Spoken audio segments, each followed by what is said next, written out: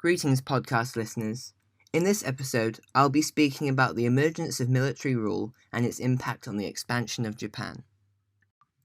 This podcast, brought to you by Anchor, is currently non-profit making and is based on the second edition coursebook on international history from 1870 to 1945 for Cambridge International AS Level History. Let's begin with the emergence of military independency. The Japanese were concerned by the northern expedition of the Kuomintang. They had backed Manchuria's warlord, Zhang Zuolin.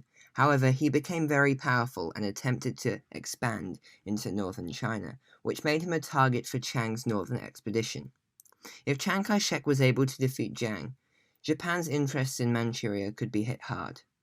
Therefore, the Japanese government planned for its army in Manchuria, known as the Kwantung Army, to disarm Zhang and force him to retreat back to Manchuria before Chiang was able to defeat him. However, some of the leaders of the Kwantung decided to take harsher action. First, they forced the northern expedition to halt at Jinan. Then, they assassinated Zhang Zuolin. The assassins believed the effects of the assassination would give them an excuse to conquer Manchuria. Note that Zhang Zuolin is succeeded by his son, Zhang Shiliang, as the Manchurian warlord. Zhang Shiliang is the warlord whose troops kidnapped Chiang Kai-shek and forced him to agree to a united front with the communists in the Xi'an incident of 1936. Back to Japan, the emperor instructed Prime Minister Tanaka to enforce discipline within the army. Despite this, the generals ignored his requests as they believed that punishing those involved would weaken the army's reputation. In July 1929, Prime Minister Tanaka was forced to resign due to the fact that he was unable to follow through with the wishes of the emperor. As a result, as early as the summer of 1929, it was clear that the army had enough power to ignore the government and the emperor without facing significant consequences. So, what led to the invasion of Manchuria on September 18, 1931? Firstly, from 1928, the Chinese Kuomintang government announced that it considered a number of treaties between China and Japan to be void, resulting in Japanese settlers being expelled without being given compensation. Secondly, Japanese interests in Manchuria were being threatened by the actions of warlord Zhang Zuolin, and the Japanese economy was already suffering from the effects of the global Great Depression. Manchuria was rich in iron ore and coal deposits, which made it attractive to Japan, who were seeking to become self-sufficient, and it would assist in their economic recovery. This is because they relied heavily on trade, and feared that their enemies could blockade them into following their wishes, making Japan vulnerable. Thirdly, the Japanese government was proposing cuts to the Japanese military.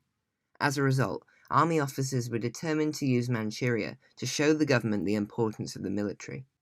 Importantly, the support for nationalism had increased in Japan, just like the support for the Nazis and fascists had increased in Germany, Italy, and Spain. Therefore, the public was largely in support of the Japanese taking over Manchuria. To understand how Japan progressed to military rule, it is important to know about the May 15th incident.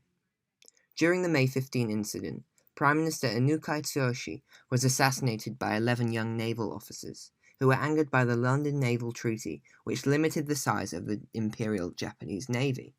They were reportedly attempting to complete the mission of the League of Blood incident, which aimed at assassinating wealthy businessmen and liberal politicians.